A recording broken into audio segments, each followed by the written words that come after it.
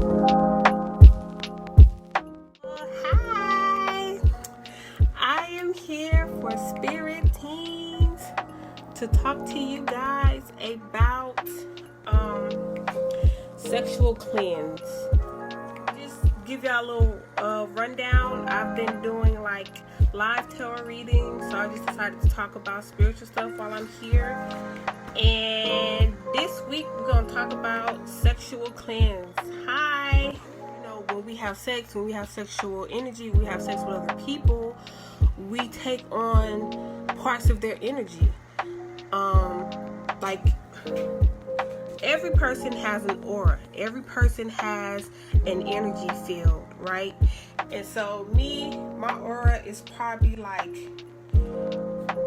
right out to my arms. You can't see my arms. Right out to my arms. You know what I'm saying? It's probably like arm's length, a circle away. So when you're having sex with someone, you're definitely well within that bubble. Definitely very much close, very intimate. Depending on which body parts you have, you're inside each other. You know what I'm saying? You're not just naked physically, you're naked in a lot of ways in which you present yourself, if you choose to. Some people have sex and it's not as intimate, or they're not as vulnerable, but either way your energy is there.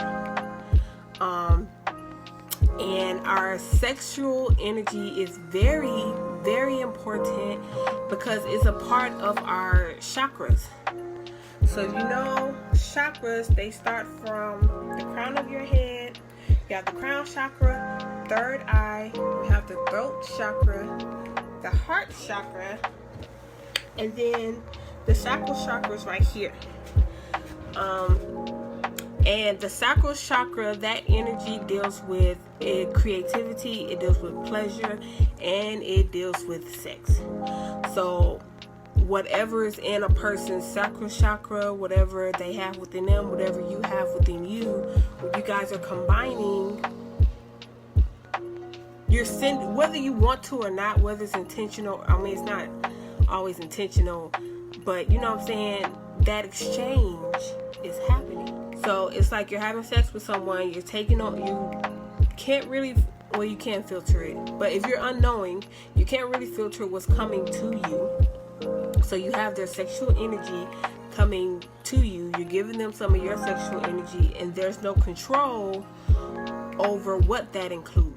So the sexual cleanse is always good because it clears out everything.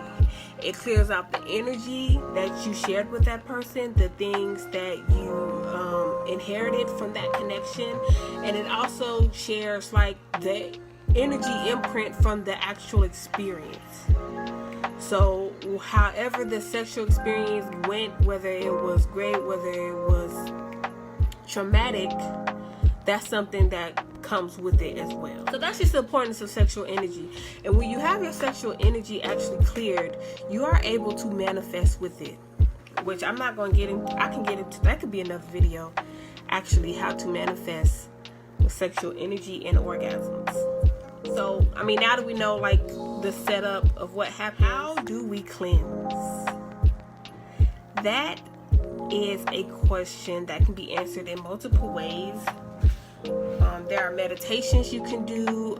You can do it with prayer, or with actually intending to forgive your past sexual partners for things that are unknown. And there's actually a ritual that I did and that I found, and actually I wanted to I'm gonna put a link in, like, when I'm done with the video, so I can see the article that I actually found about 4 years ago for sexual energy. And but this is basically what it's telling you. So to start it off, you get a notebook and you have a list of all your sexual partners, and it's questions that you're answering about all of them as well. So of course we know, for people, if you have traumatic sexual experience or been harassed, you know, anything that's not consensual, rape, you know what I'm saying, you include that as well, because that's definitely energy that you would have to clear and cleanse off of you. So when you have each person that you have sex with, you know what I'm saying? If it's some people you don't remember, like when I did it, it was some people I didn't remember, so I just wrote like little clues to remind me who they were, which some of them were not nice at all. But you either have names or you have clues to who these people are, and then you answer a list of questions like, what attracted me to this person? Why was this person attracted to me? What did I learn? What did they learn? And the questions are actually different if it wasn't consensual, then the questions look a little different. But at the basis of it is you're reviewing the whole connection you've had with this person and you're writing it down.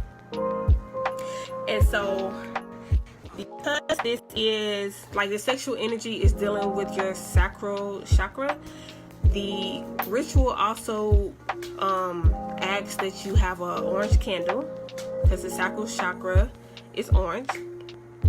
And once you're done doing all the names, then you go through a series of meditations over a series of days, right? Where you would actually burn the name of each person one by one. And when you burn each name, like you would burn it and you would say, I release this energy. You look at the flame, you envision their energy being released from you, and then you meditate on it. And after you meditate, you write down what happened during the meditation. So this is really it's an intense process. It's like a wealth of energy just coming out of you, depending on how things went with that connection and with that person. And so that's the ritual. But because that's very intense to be doing, and you're having visualizations, it's meant to last over about 30 days. And I'm going to list the actual ritual from the blog post that I found. So if you want to try, you can. If you don't, that's cool too. But it's like a time period of 30 days, burning the names, which I did. And it was very enlightening, to say the least. There were some names I've had where the visualizations wasn't nothing, because the connection didn't mean anything. So it was just like a poof, and it's gone. There are some connections I've had where I can feel the regret. I can feel the pain. I can feel like the energy of that person doesn't want to be let go. And it was a lot to go through, and it was a lot to write down. But actually, when I finished the cleanse, also you're not supposed to have sex during this cleanse. I don't know if you know, but you're not supposed to have sex while you're cleansing from your sexual energy, because that'll help you maintain that, you know what I'm saying? Okay, so once your sexual energy is cleansed, then you are basically at a renewed state. Your energy is fresh. If you want to use that to focus on, your future romantic endeavors, you can do so. So like after I did that cleanse, I kind of had my own talking to a conversation with spirit about what I wanted to be intended for my next relationship, and what I wanted to see. Which once I did that, the connection that I was looking for, it kind of came. It's not that long. If you can do no sex for 30 days. For 30 days. I know it sounds like I'm just pushing it, but 30 days, Wait, how long have we been in quarantine? If you can last the length of quarantine without having sex, you can get through like the cleanse. I don't know. Some people are probably having sex in their quarantine because they ain't got nothing else to do. So I don't know. I'm not gonna pass judgment on that. But 30 days, no sex, doing the cleanse, and at the time that I had done it, I was 25. I was 25.